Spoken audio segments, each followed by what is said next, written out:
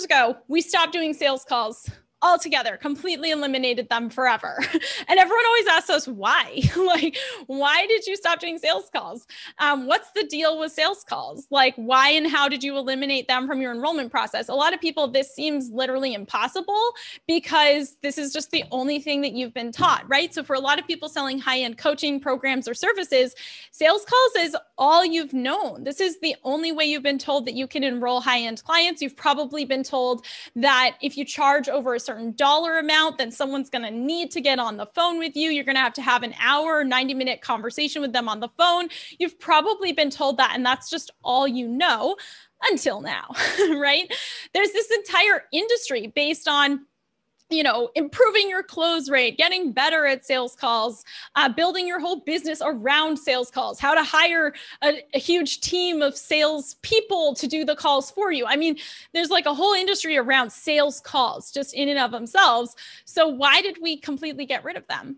Well, there's a couple problems with sales calls. And there's many problems with them beyond just the fact that if you're like me, you just straight up don't like them and think they're annoying and don't want to have to do them, right? I'd rather have a completely clear calendar than one that's, I don't know about you guys, but if you've ever seen ads or messaging that's like, book out your entire calendar with qualified calls. That is my actual nightmare. If I looked at my calendar and it was booked out with calls, I would have a panic attack. So that's definitely not what we're going for. We want clear calendars. That's our goal. So there's a couple problems with sales calls.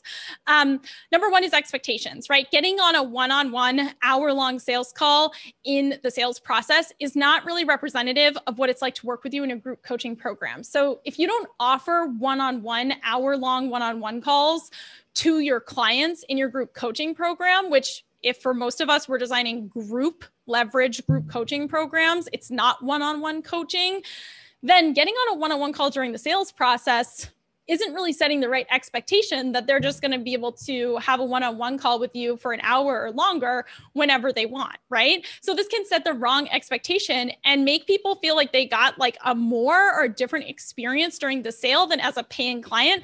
That doesn't feel too good, right? So if you and your team, if you have one, are spending 80% of your week and time hours that you're spending on sales calls, and then only 20% of your week serving your paying clients, how does that make your clients feel, right? How do you think that makes your clients feel? And how do you feel about that ratio, right? In our business, we're super clear that we're like all about client delivery. That's the focus. We know that ultimately that is going to lead to sales because we make our program better and better. We always want to over deliver. And so think about that ratio. If you're spending 80% of your week on sales and marketing activity and only 20% of your week actually working with and serving your paying clients, how does that feel? How does it feel to you? How does that feel to them, right? The other problem with sales calls is that verbal sales calls are very vague. So if you're only describing your offer verbally on a sales call, it sounds very vague and it's very hard to clearly understand what your offer is when you have no visuals, you have nothing written down.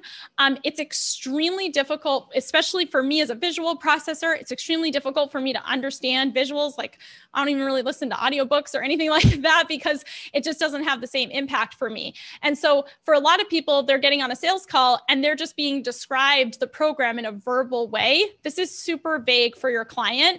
Doesn't really make them want to invest, right? Not to mention the lack of accessibility of sales calls, right? It's hard to know what you're really signing up for on a sales call. If someone's just explaining their process or program to you verbally or on a video call without everything in writing or in other formats that someone can easily review on their own time, right? Like, oh, I can take this home. I can look at it. I can rewatch it. You know, how many people, if they're doing sales calls, are then sending the recording of the sales call to the client after and being like, here, you can review all the details anytime you want, right? Like that's not really what's being taught or what's happening.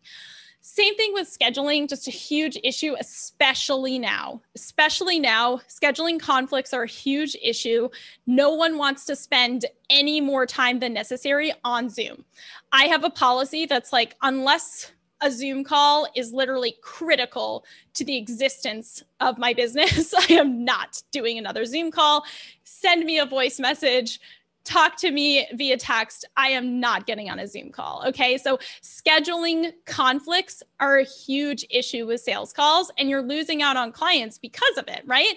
Finding a time that works for both parties And doing this, trying to do this on meetings where you both have to agree on a time is a huge bottleneck. So you end up having all hours of the day and night available for people to book with you. And how does that make you feel, right? Like you're like, oh, I have to make, because I might want some international clients, I got to have sales call availability at 9:00 at night or on Saturday morning or whatever. Like, no, we're all about clear calendars. This is not what we want. And you're going to lose out on clients who just can't find a time to book with you or don't want to, right? So if the only way to enroll or work with you is by getting on a Zoom call, you're definitely missing out on dream clients who just can't make the scheduling or the Zoom time work for them. And here's where it comes back to the positioning and what high-end clients are looking for. Your absolute dreamiest, heck yes, high-end clients are freaking busy, okay? They are busy, okay? High-end clients have more money than time to solve their problem. And a sales call is literally a barrier to buying from you. It's not a vehicle for them to buy from you.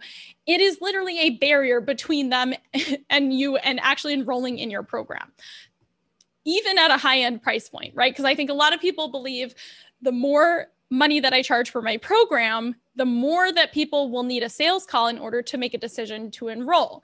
And so you almost think that the need for a sales call increases as your price increases. So this is where sometimes people come to me and they're like, well, Mariah, I could see how you could sell maybe a $5,000 program without sales calls, but a $20,000 program, that you got to do a sales call for. I'm like, no, we have clients selling $30,000, $35,000 programs without sales calls. Like we're selling a $24,000 program without sales calls, right? So it's actually the opposite, where the more high end you get, the more busy your clients are and the more they do not want to get on a call with you, okay?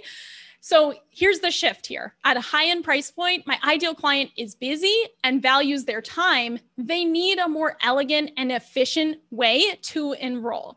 I love that. Trudy says, I never thought about it like that before.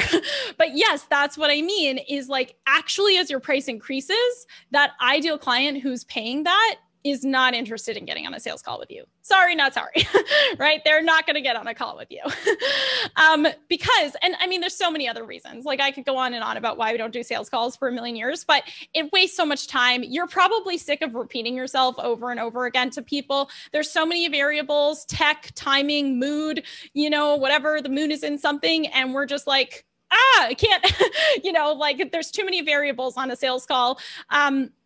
You're not visually showing people your program, which is a huge loss for you, a big opportunity that you're missing. Not to mention it's completely unscalable. I mean, you book out your calendar and then you're done. So what is the empowering enrollment experience? Let's talk about the alternative. Let's talk about what else we can do.